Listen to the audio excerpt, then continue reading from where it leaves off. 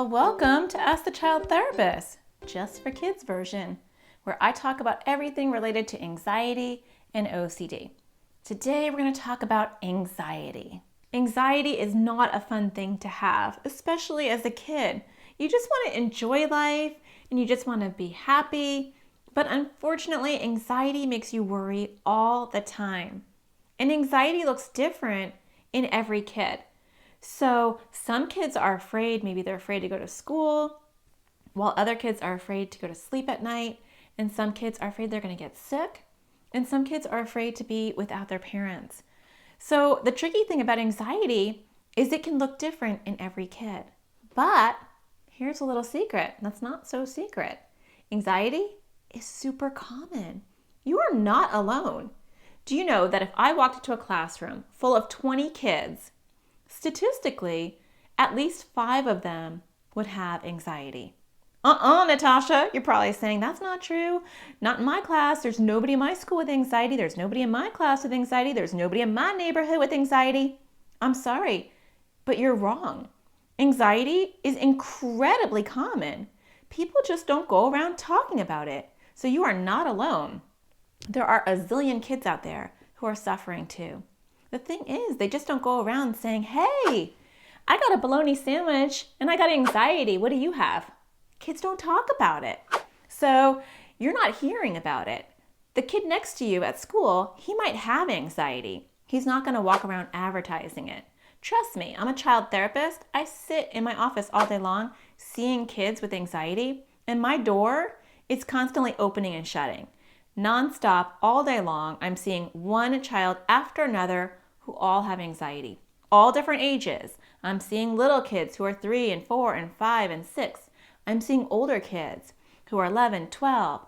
I'm seeing older kids who are 17, 18, some in their 20s, because once they see me, they don't leave.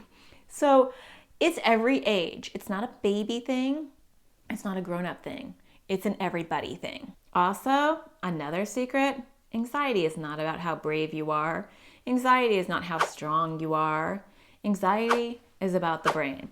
And unfortunately, if you have anxiety, you have an overactive amygdala. Amygdala what? Amygdala. Amygdala is just a part of the brain that looks out for danger and makes sure that you're safe. But unfortunately, those of us that have anxiety have a very overreactive one.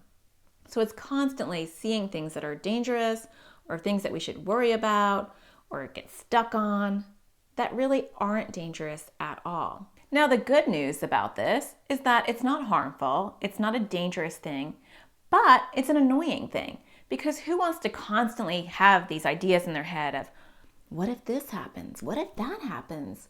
I can't do this because what if that happens? Or I shouldn't do that because I'm worried about this. It's annoying, and it can stop us from really enjoying life. I know this. Do you know why I know this? Because I have anxiety too. But the good news is I've been working on it for a lot longer than you have. And so my anxiety is this small. And I want to teach you how to get your anxiety to be that small too. I have 3 kids and they all have anxiety. And we are working at crushing their anxiety and getting it tiny. Because even though it's happening biologically in your brain, this is the good news. Are you ready? Drum roll. You can train your brain to think differently. And when you train your brain, guess what happens? The false alarms start to get smaller. So this is what's going on right now. Your brain is constantly scanning for danger. All brains are doing that, but your brain is kind of doing some overtime. So it is like a lifeguard that really needs to calm down. It's constantly scanning your world, school, life, and seeing if there are any potential dangers. Watch out! Danger ahead. Oh, watch out! That could be dangerous. And depending on what your anxiety is about, it's going to look different. So maybe your anxiety is constantly telling you that something bad can happen to your mom. Or maybe your anxiety is saying something really bad can constantly happen to you.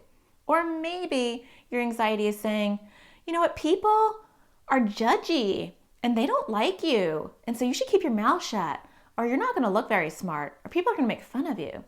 So there's all sorts of different types of anxiety. And I'm going to teach you what those are in upcoming YouTube videos. But today I'm just going to teach you about anxiety. So your anxiety knows what upsets you the most and that's what it gets stuck on. It's on a really bad channel, a channel that you're having a hard time switching off. If you have anxiety every day, you're being flooded with false alarms. Did you hear that noise? I feel sick. Did you hear that noise again? I don't know if I can go to school. What was that? Can you see if I have a fever? I thought I heard that noise again. Where are you going? Does that look okay? Can you text me when you get there? Is that safe? Can you just play with me for a little while? Should I do that? Is that gonna be okay? I don't feel well. Can you just lay with me for 5 minutes? Do you see this dot on my neck? Can you just lay with me for like 10 minutes? How long are you gonna be? Can you just lay with me for a little bit longer? Can you call me when you get there? I swear I just heard another noise. Did you hear that noise? The problem with anxiety is we believe the false alarms. We don't question our anxiety. We don't say, well, wait a minute. Was that like just the cat making noise? Or, well, wait a minute. My mom always comes back. Won't she come back again? We accept the fear and we don't question it and we just respond. Anxiety says, you should panic. This is a really bad thing. You should get completely nervous. And guess what we do? We do it. We get nervous and we do the one thing that anxiety loves for us to do. I need another drum roll. We, drum roll please, avoid. We avoid. Anxiety grows bigger when we listen to it and when we avoid. So I'm gonna just avoid going to school. I'm gonna just avoid going to sleep on my own. I'm gonna just avoid being away from my mom.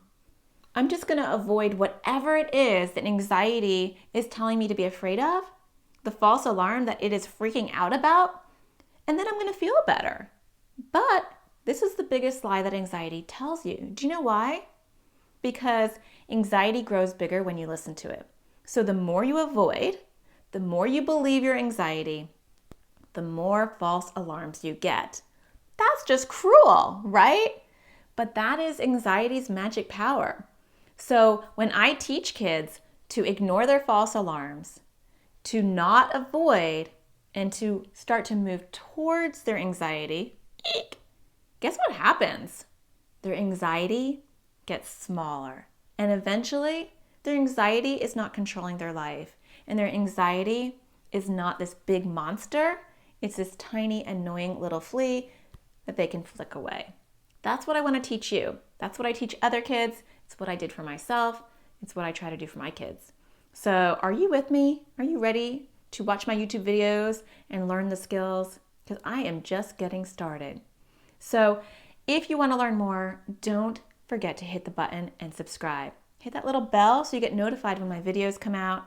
And we are going to talk about how to crush this thing every week.